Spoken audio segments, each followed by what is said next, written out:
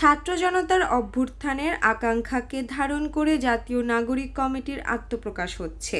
আজ রবিবার বিকেল 4:30টায় কেন্দ্রীয় শহীদ মিনারে দলটির আনুষ্ঠানিক আত্মপ্রকাশ অনুষ্ঠান হবে। গত শনিবার রাতে গণমাধ্যমে পাঠানো এক বিজ্ঞপ্তিতে বলা হয়, বৈষম্য বিরোধী ছাত্র আন্দোলনের নেতৃত্বে দেশের সর্বস্তরের জনগণের অংশগ্রহণ এবং সহস্রাধিক শহীদ ও আহতদের আত্মত্যাগের বিনিময়ে বাংলাদেশের ইতিহাসের নিকৃষ্টতম ফ্যাসিস্ট শাসক শেখ হাসিনার পতন ঘটেছে। ছাত্র জনতার অভ্যুত্থানের এক দফার দ্বিতীয় ধাপ তথা ফ্যাসিবাদী ব্যবস্থার বিলুপ ঘটিয়ে নতুন রাজনৈতিক বন্দোবস্তের লক্ষ্য অর্জন করতে হবে। বিজ্ঞপ্তিতে আরও বলা হয়, ছাত্র জনতার অভ্যুত্থানে যে নতুন রাজনৈতিক ভাষা ও জনগোষ্ঠীর সম্ভাবনা হাজির করেছে তা বাস্তবায়ন করতে হলে বাংলাদেশকে নতুন করে গঠন করতে হবে।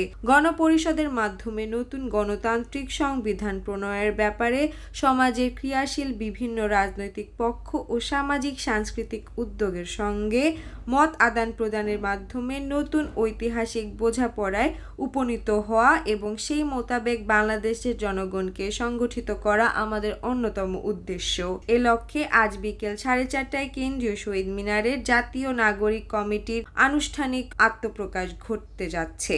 এ অনুষ্ঠানে সবাইকে অংশগ্রহণের আমন্ত্রণ জানানো হয়েছে।